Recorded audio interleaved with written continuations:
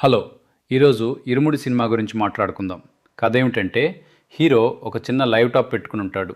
ఒక load auto నడుపుతుంటాడు. ఇతనికి ఒక విచిత్రమైన గుణం ఉంది. ఊర్లో ఏ అమ్మాయికైనా అన్యాయం జరిగితే ఆ అన్యాయానికి కారణమైన వాడిని ఎంత దూరమైనా వెళ్ళి శిక్షిస్తాడు. అది ఇతని ప్రత్యేక గుణం. ఈ గుణం ఇతన్ని ఎక్కడి తీసుకెళ్లి ఆపింది అనేది ఈ సినిమా కథ. ఈ సినిమా ఫ్లాష్ బ్యాక్తో మొదలవుతుంది. మొదట్లోనే ఒక సీన్ ఉంటుంది. ఊరికి బయట రాత్రి ఒకడు టిల్లా మీద కూర్చుని ఉంటాడు.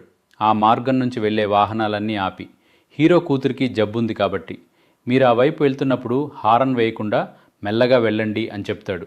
ఆ మార్గం నుంచి వచ్చిన ఒక లారీ డ్రైవర్, ఏంట్రా నువ్వు, నేను హారన్ వేస్తాను అని చెప్పి హారన్ వేసి అదుపు లేకుండా వాహనం నడుపుతాడు. హీరో లాగేసి కొడతాడు. మొదట చూస్తే ఇది ఒక సాధారణ సీన్లా అనిపిస్తుంది. కానీ సినిమా చివరికి వచ్చి ఆ రివీల్ సీన్లో చూస్తే ఇది ఎంత ముఖ్యమైన సీనో, ఎంత ఎమోషనల్ సీనో అర్థమవుతుంది. అదే ఈ సినిమా విజయానికి కారణం. కథలో నిరంతరం వేర్వేరు అమ్మాయిలకు వేర్వేరు మగవాళ్ళ నుంచి ఇబ్బందులు వస్తూనే ఉంటాయి.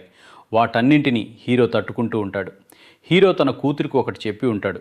నువ్వు ఇల్లు విడిచి బయటికి వెళ్ళినప్పటి నుంచి స్కూల్కి వెళ్ళి తిరిగి ఇంటికి వచ్చే వరకు ఏమేం జరిగిందో నాకు చెప్పాలి అని.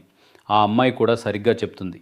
ఆమె చెప్పేటప్పుడు హీరోకి కొన్ని విషయాలు తెలిసి ప్రతి విషయంలోనూ పోరాడతాడు. ఆ అమ్మాయి ప్రతి విషయం చెప్పేసరికి మనకి థ్రిల్ అనిపిస్తుంది. ఎక్కడికి వెళ్ళి గొడవలో పడతాడో, ఏదైనా చేస్తాడో అని. ఆ అమ్మాయి చెప్పడానికి ప్రయత్నించినప్పుడల్లా అడ్డుకుంటుంటారు కదా, ఆ సీన్స్ మనకి చాలా థ్రిల్లింగ్గా ఉంటాయి. అవన్నీ చాలా బాగా చేశారు.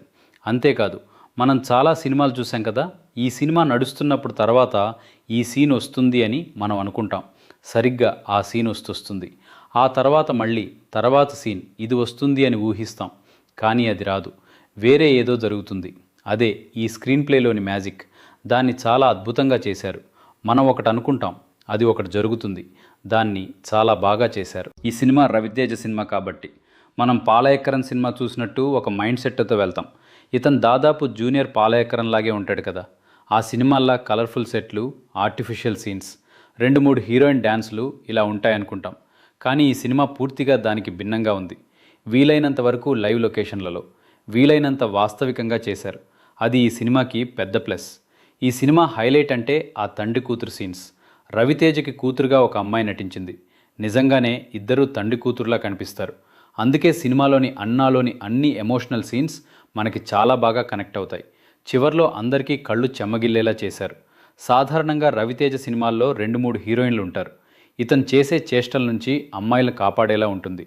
కానీ ఈ సినిమాలో రవితేజ అమ్మాయిల కోసం ఏమేం చేస్తాడనే కథను చాలా అద్భుతంగా తీశారు. మేము ఈ సినిమాని తమిళంలోనే చూసాం. తమిళ్ డబ్బింగ్ కూడా చాలా బాగుంది. అవకాశం ఉంటే ఈ సినిమాని కుటుంబంతో కలిసి వెళ్ళి చూడండి. ఆల్ క్లాసెస్కి తగిన సినిమా ఇది. ఇంతే ఇరుముడి గురించి. మరో మూవీ రివ్యూ వీడియోలో కలుద్దాం. By by.